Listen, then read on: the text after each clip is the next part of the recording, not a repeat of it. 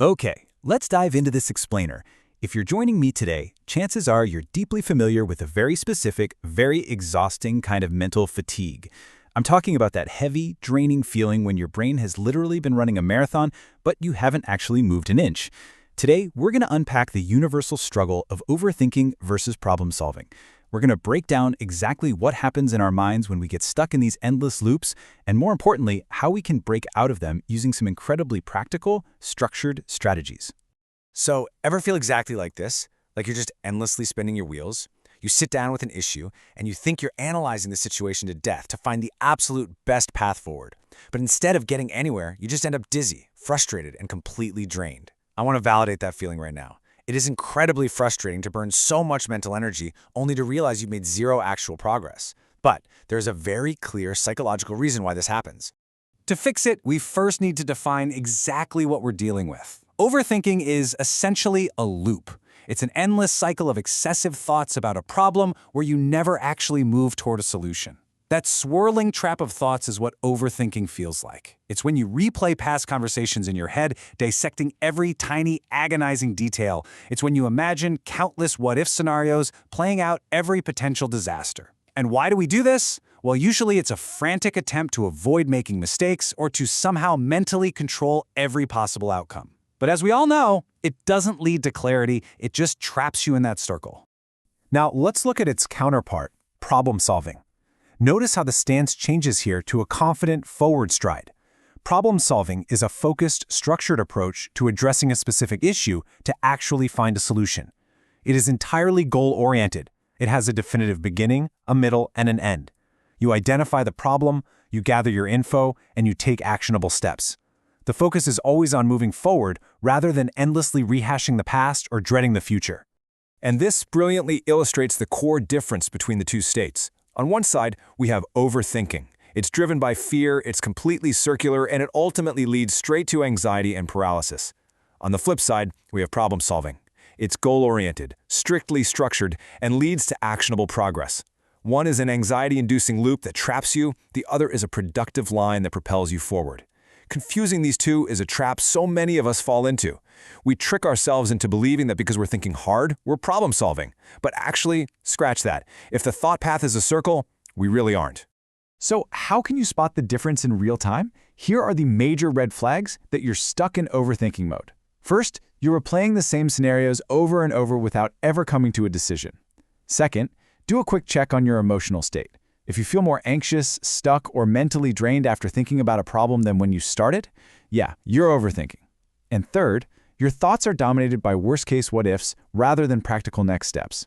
It's like being completely frozen at your desk. Your thoughts just loop back on themselves and leave you paralyzed. Now, what's really interesting about this is understanding the why. What actually drives this overthinking loop? Why does our brain do this to us when it clearly makes us miserable? That feeling of staring up at a giant question mark, it represents not really understanding our own minds. To break the loop, we have to explore the psychological root causes and the specific emotional triggers that kick our brains into this unhelpful overdrive. Let's unpack the core triggers juggling around in our minds. First up, fear of the unknown and fear of making the wrong decision. When you analyze every possible risk, you enter what's called analysis paralysis. You get so overwhelmed by the possibilities that you do absolutely nothing. Next is uncertainty intolerance. People with an anxious temperament often just cannot stand not knowing an outcome. It feels deeply unsettling. And this ties directly into the need for granular control. If you need to control everything, going with the flow is terrifying. Add in emotional triggers like perfectionism, needing everything to be flawless to prevent failure, or the trauma of past mistakes, and you have a perfect recipe for endless thought loops. So, how do we stop the madness? I want you to use this question as a literal circuit breaker in your mind. Ask yourself right now, are my thoughts driven by facts or emotions? Are you weighing logical reasoning against emotional baggage? When you catch yourself looping, pause and ask, am I thinking this way because it's logical and factual, or am I just responding to a past emotional experience that is no longer relevant? Separating your logical reasoning from your emotional baggage is the first, absolutely vital step to clearing the mental fog. Now for my favorite part of this explainer, let's transition into our toolkit. We know what overthinking is, and we know why we do it. So how do we actively shift from that endless, exhausting loop into linear, productive problem solving? How do we actively choose to step out of that dark circle and onto a straight, bright path forward? Let's break down some highly actionable steps you can start using literally today. Okay, here is a phenomenal framework. Step 1, identify the root problem.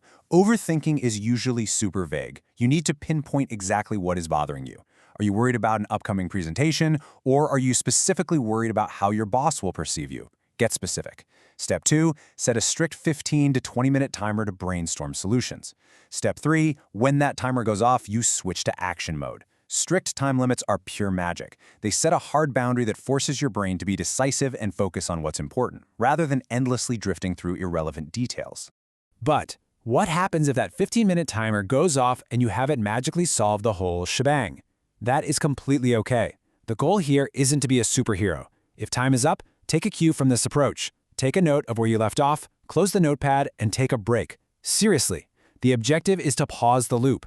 Give your mind a much-needed rest so you can return to the problem fresh in another timed session later. You are taking back control of when you think about the issue. Another real game changer is to challenge your spiraling thoughts with grounding questions. Remember, overthinking thrives on assumptions and fears, not facts. So rationally analyze the situation like a checklist. Ask yourself, what is actually the worst thing that could happen? Usually it's nowhere near as catastrophic as your brain pretends it is. Ask, is this thought based on reality, or am I just assuming the negative based on fear? And most importantly, what is within my control right now? This anchors you right back into practical, rational reality.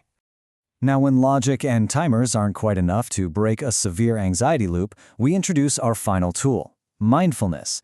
I know it can be a bit of a buzzword, but stick with me here. Overthinking inherently involves dwelling on the past or obsessively dreading the future. Mindfulness is simply the mechanical act of pulling your brain forcefully back into the present moment. Just taking a deep breath and forcing your brain into the here and now means it physically cannot dwell on the there and then.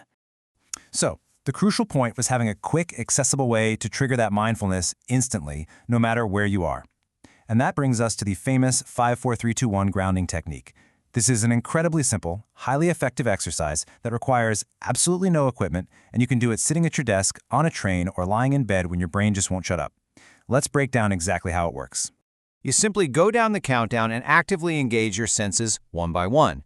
Name 5 things you can visually see around you. Then, find 4 things you can physically touch. Listen for 3 things you can hear. Try to identify 2 things you can smell. And finally, 1 thing you can taste.